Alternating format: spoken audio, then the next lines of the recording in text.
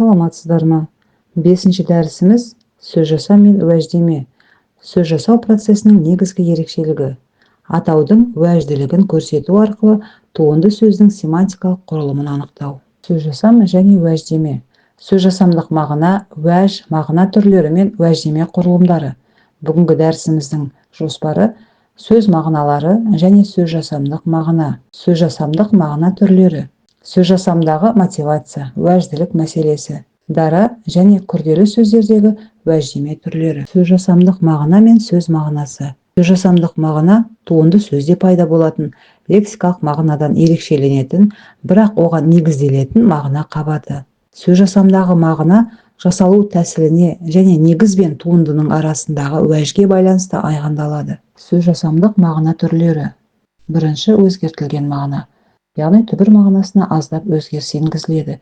Мысалы, іс, іскер, яғни іс сөзі ол істі жасаушы адам мағынасында сындық сипатқа ие болады. Екінші мағынасы көшірілген мағына. Бұл жерде түбірден бір басқа ұғым алынады. Мысалы, бастық сөзі бас деген дене мүшесіне қатысты болмай кетеді. Үшінші, теңбе-тең мағынасы. Түбір мен туынды сөз мағынасы дерлік бірдей. Жаз, жазба екеуі де бір құжатқа жазуға байланысты айтылады. Төртінші, түрленген мағына. Мағынада сапалық, функциялық өзгеріс болады. Мысалы, су, одан ары қарай суару, яғни зат есімнен етістік туындайды. Уәж, яғни мотивация және уәждеме. Мотивация дегеніміз туынды сөздің неге солай аталғанын түсіндіретін тілдік механизм. Ал уәжділік дегеніміз сөздің негізгі ұғыммен байланысы, себептілігі, негізділігі. Уәждер фонетикалық, морфологиялық және семантикалық бола алады. Уәжділік дәрежелері. Бірінші, тура уәжділік. Яғни лексикалық мағыналар айқын қосылады.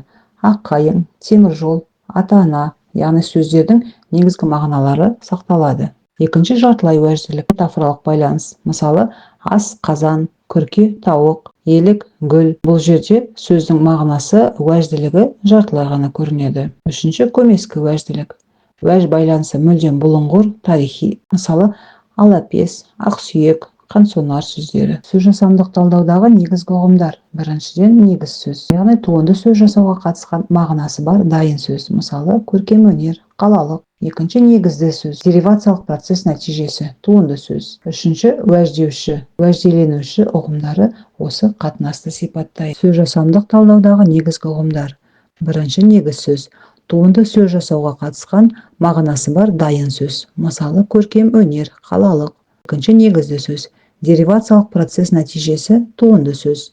Үшінші, уәждеуші, уәжделенуші ұғымдары осы қатынасты сипаттайды. Лексикалық және синтаксистік деривация. Лексикалық деривация сөз таптары сақталады. Мысалы, мұғалім, мұғалімдік. Екінші, синтаксистік деривация сөз таптары ауысады. Күл, күлкі, яғни біздің зат есіміміз сын есімге айналып кетті. Яғни ұғым, атау, таңба үлгісі бұл атау моделі. Бұл модель тілдің барлық қабатында фонетика, морфология, семасиология, яғни уәж арқылы іске асады. Бүгінгі сабағымыз бойынша лексиялық тұжырым. Сөз жасау мен уәждеме тіл дамуының өзекті тетіктері. Уәж тек жаңа сөз жасау емес, сол сөздің мағынасын ішкі логика арқылы дәлелдеу құралы. Сөз жасамдық мағына деривациялық қатынастағы сөздердің семантикалық жалғастығын қамтамасыз етеді. Уәж сөздің мағыналық, тұлғалық, құрылымдық, тарихи негізін тануға жол ашады. Бүгінгі сабағымыз бойынша практикалық тапсырмалар.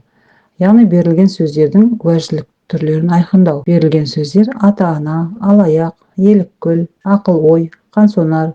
Мысалы, ата-ана тура, алаяқ көмескі уәжділікті көрсетеді. Келесі тапсырма, төменде берілген туынды сөздердің сөз жасамдық мағынасының түрін көрсетеміз. Берілген сөздер іс, іскер, бала, балапан, қатар, біріккен ұлттар ұйымы. Бұлардың мағыналық түрін айқындаймыз.